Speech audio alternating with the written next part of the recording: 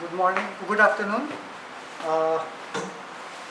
आज एचआरडी के क्लास में फिर से वापस लास्ट डे हम लोगों ने जो किया था वो था कैरियर प्लानिंग एंड डेवलपमेंट। और कैरियर प्लानिंग एंड डेवलपमेंट के ऑब्जेक्टिव, नीड और उसकी क्या विशेषताएं हैं, ये सारी चीज़ें हमने लास्ट डे आपको समझाई थी।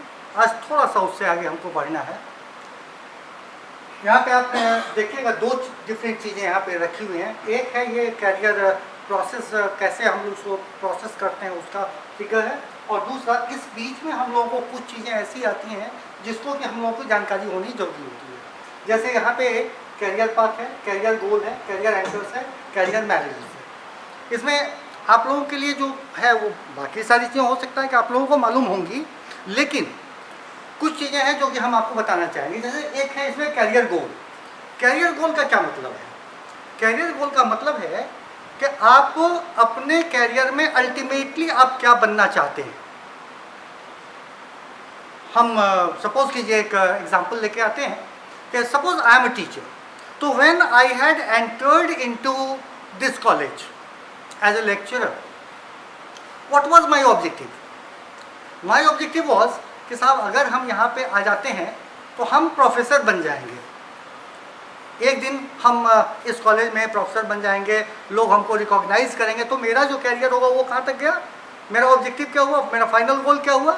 मेरा फाइनल गोल हुआ प्रोफेसर बनना। हाउएवर जो थोड़ा सा इसमें से और ज़्यादा इंटेलिजेंट लोग होते हैं वो क्या सोचेंगे? नहीं, हम तो वाइस चांसलर तक बन जाएंगे। तो vice chancellor is the ultimate thing. जब कोई लड़का किसी कंपनी को ज्वाइन करता है तो वो क्या सोचता है कि हम जो है सो मैनेजर बनेंगे, रीजनल मैनेजर बन जाएंगे, जोनल मैनेजर बन जाएंगे, कंट्री हेड हो जाएंगे, वाइस प्रेसिडेंट हो जाएंगे, प्रेसिडेंट हो जाएंगे, सीईओ हो जाएंगे, सीओ हो जाएंगे। These are the different levels where you want to go, depending upon these different settings that where you want to go. If you want to go at the highest place, CEO or CEO something like that, then आपकी जो abilities हैं उस abilities को हम लोगों को ध्यान में रख करके आपको शेप अप करना पड़ेगा कि आप उस ढंग से वहाँ तक पहुँच सकें। तो आप अपने कैरियर के गोल को फिक्स करते हैं, और इस गोल को जो फिक्स करते हैं तो इसमें क्या होगा कि बीच में इंटरमीडिएट स्टेप्स आएंगे कि हम पहले क्या होंगे। तो पहले हम मैनेजर बनेंगे, फिर क्या होंगे तो हम उससे ऊपर डिविजनल मैनेजर हो जाएंगे, रीजनल मैनेजर हो जाएंगे, जोनल मैनेजर हो जाएंगे, कंट्री हेड हो जाएंगे एंड सो ऑन। और इस तरीके से ये जो स्टेप्स बीच के हैं इसको हम लोग कहते हैं पाथ, कि किस रूट से आप यहाँ से बढ़ करके वहाँ तक पहुँचते हैं। सो कैरियर पाथ जो है वो आपका वहाँ से आ जाता है। हमको वाइस चांसलर बनना है, तो what will be the process of vice chancellor? तो वाइस चांसलर बनने के लिए हमको पहले प्रोफेसर बनना पड़ेगा। प्रोफेसर के बाद हमारी अपनी क्षमता के आधार पे, हमारे अपने पब्लिकेशंस के आधार पे हम जो है सो अपना अप्लाई करेंगे कि भाई हमको वाइस चांसलर बनाया जाए। हम वाइस चांसलर बन जाएंगे तो I am at the highest post in this field, और अकॉर्डिंगली हमारा जो है सो पाथ क्या होगा? Lecturer, associate professor, professor and then vice chancellor. तो there are different paths for different goals. तो ये इंडिविजुअल पे डिपेंड करेगा कि आप उसको कहाँ सेट करते हैं, आपका जो गोल होगा वो कहाँ होगा, और आपका जो पाथ होगा वो उसके अकॉर्डिंगली क्या होगा। फिर यहाँ पे एक चीज़ आती है कैरियर एंकर्स। पहले इन चीज़ों को समझ लें तब उधर हम लोग चलते हैं। कैरियर एंकर्स, कैरियर एंकर्स के बारे में हम लोग कहते हैं कि एंकर्स का क्या काम होता है। तो नॉर्मली एंकर्स के बारे में आप लोग जानते होंगे कि नाव में या शिप में एक एंकर डाला जाता है। वो एंकर क्या होता है? जब वो नाव या शिप जब आता है किनारे पे तो वो लहर में बह नहीं जाए, इसलिए उसको एक एंकर से उसको बांध दिया जाता है ताकि वो जो है सो हिल के बाहर नहीं जा पाए। That is they have become fixed, कि अब आप इस रेंज से बाहर नहीं जा सकते हैं। तो एक रेंज फिक्स हो जाता है। गाँव में हम लोग क्या करते हैं, गाय को एक रस्सी से बांध देते हैं, और उस रस्सी के तहत वो उतनी दूर में सर्कल में घूम करके वो अपना चारा चर सकती है, लेकिन उससे बाहर वो नहीं जा सकती है। तो the same thing anchor has been taken into consideration here also. वो जो वहाँ पे खूंटा गड़ा हुआ है वो एंकर है, और उस एंकर के कारण आपको ये देखना है कि आपको अपने जगह से डेविएट नहीं होना है। तो अगर डेविएट नहीं होना है तो इसका अर्थ है कि ये हमारे लिए अच्छी चीज़ है या बुरी चीज़ है। तो दोनों ही सेंस में इस बात को हम लोग देख सकते हैं कि ये अच्छी भी चीज़ें हैं और ख़राब भी चीज़ें। जैसे अब सपोज कीजिए कि मेरे दिमाग में एक बात चल रही है कि I should not leave Muzaffarpur for any reason. मेरा पैतृक घर है, मेरा यहाँ घर है, मेरे परिवार है, मेरा बच्चा पढ़ाई कर रहा है, तो वैसी हालत में मुझे मुजफ्फरपुर नहीं छोड़ना है। तो इसने क्या किया, मेरे लिए एंकर का काम कर दिया कि अब आप मुजफ्फरपुर छोड़ के कहीं नहीं जा सकते हो। आपको अगर जाना हो तो इस विसिनिटी में, सो दैट कि आप शाम तक वापस आ जाइए यहाँ। इस ढंग से आपको अपने आप को एडजस्ट करना पड़ेगा। हम हो सकता है यहाँ से पटना तक चले जाएं, पटना दिल्ली हम अप डाउन करेंगे और वापस हम यहाँ पे आकर के रह जाएंगे। तो हम इस सर्कल को नहीं छोड़ सकते हैं। मैं दूसरा एग्जांपल देता हूँ। सपोज कीजिए कि I am in education line. अब हमको कोई कहे कि आप इंडस्ट्री में चले जाओ, तो मेरा इंटरेस्ट नहीं है and I don't feel my self fit कि साहब हम जो है सो इंडस्ट्री में जाके अपने आप को सेट कर लेंगे। तो मेरे साथ क्या लेक्यूना हो गया कि हम इस एजुकेशन फील्ड को छोड़ करके हम दूसरे फील्ड में नहीं जा सकते। This is known as anchor. इसने हमको रोक दिया। तो डिफरेंट कंडीशंस बनता है जहाँ कि आपको कोई ना कोई ऐसा प्रेशर, साइकोलॉजिकल हो, मेंटल हो, या इस तरह का कोई भी प्रेशर हो, उस प्रेशर को हम लोग यहाँ पे, उसके कारण हम लोग इसको छोड़ के बाहर नहीं जा सकते हैं, भले ही हमारे पास बढ़िया बढ़िया अपॉर्चुनिटी आ जाए। तो अच्छी अपॉर्चुनिटीज़ आने के बावजूद हम उसको नेग्लेक्ट करते हैं क्योंकि हम अपने आप को यहाँ पे ज़्यादा सेफ, ज़्यादा फ्री, ज़्यादा इंडिपेंडेंट समझते हैं और यहाँ पे हम अपने आप को ज़्यादा स्किल्ड समझते हैं, इसलिए हम इस जगह को छोड़ के भाग ही नहीं सकते।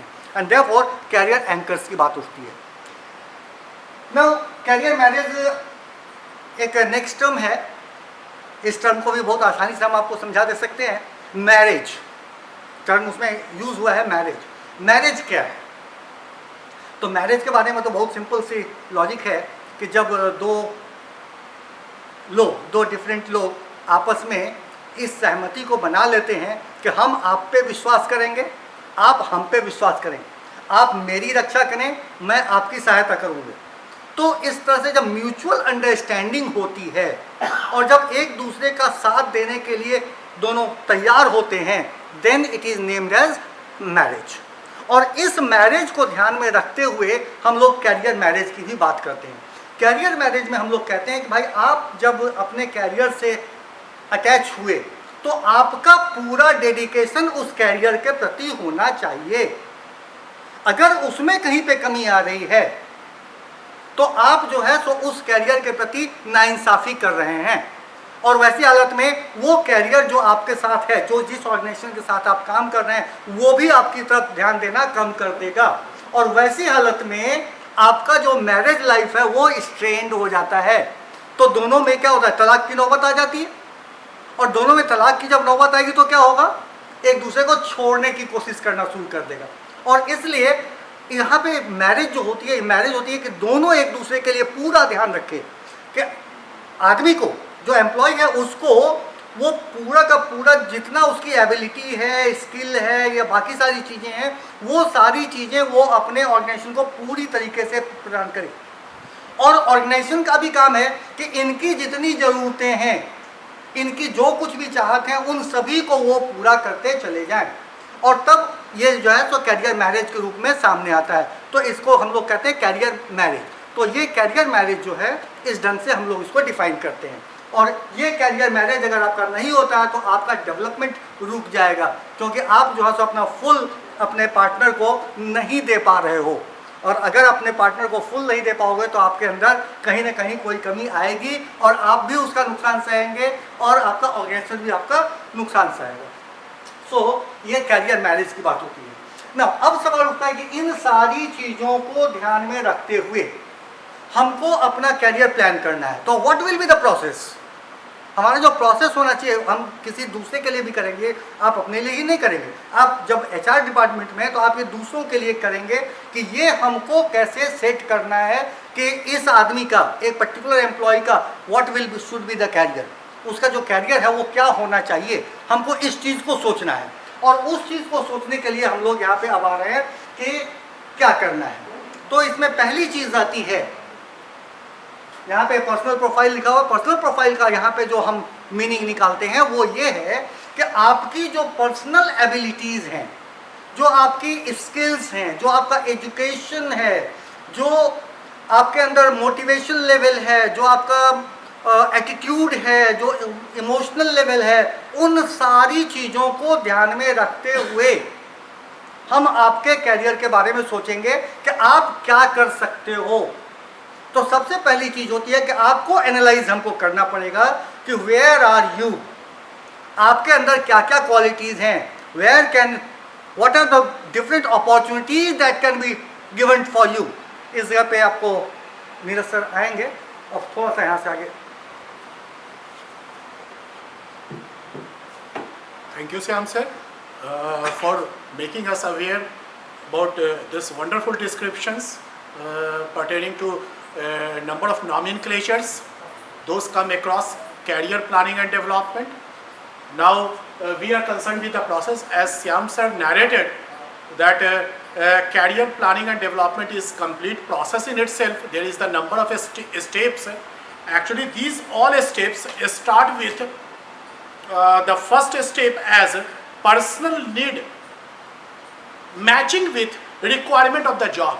For example, suppose I want to be manager, then I have to match my need, whether I am likable to become the manager or not, whether I am needy to be a manager or not. And if I become the manager, what would be the requirement of the job as the manager? I have to match these two important aspects. Then next step as personal profile. Here, as the prospective employee, as the career oriented individual, I have to develop my personal profile. For example, I will have to understand whether I am the introvert or extrovert person, and what is my attitude, what is my perception related to work nature, related to say level of satisfaction, related to values, related to other important approaches pertaining to social and professional life. It is not easy step, it is very difficult. That is a kind of journey to investigate oneself. After developing the personal profile, next two important aspects over here are given out.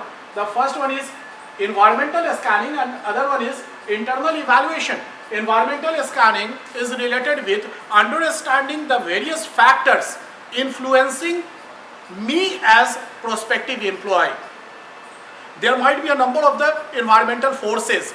For example, there might be demographic factors, there might be psychographic factors, there might be economic factors, there might be technological factors, there might be the government forces, there might be political or the legal forces, there might be ecological forces or the number of other forces. I have to scan all the relevant forces. Mind it, there is a number of factors, number of forces. We are not associated with evaluation of all these forces. For as these all forces, if we will involve in evaluation, then that will waste my time, my energy. So I will be concentrate only on analysis of the relevant forces.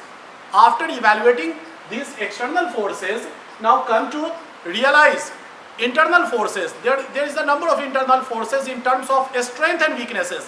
And as written down over here, environmental scanning will give direction to opportunity and threats. I will come to know what are the viable opportunity prevailing in the environment, and here from this analysis I come to know what is my respective strength, what is my respective weakness.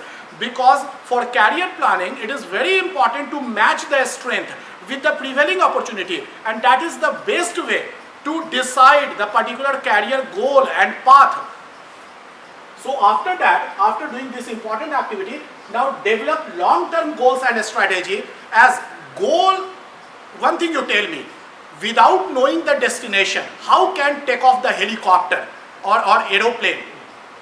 Aeroplane or helicopter before takeoff must know what is the way to proceed and where it has to get down. Means what is the destination. So to know the destination is very, very important, and destination or the goal should not be very broad. Though in the starting you may develop the broad goals, But ultimately it is the sequential process. You have to develop in sequence, and every time it would be more and more specific. It will become objective in terms of clarity with two dimensions. The first dimension would be time. Time is very important to decide upon. And the second dimension would be quantity, that exactly what you want in terms of positions, in terms of salary in the given time period. So this has to be decided. And a strategy. Goal tells what I want to achieve. A strategy tells how I will achieve. It is way to achieve the goals.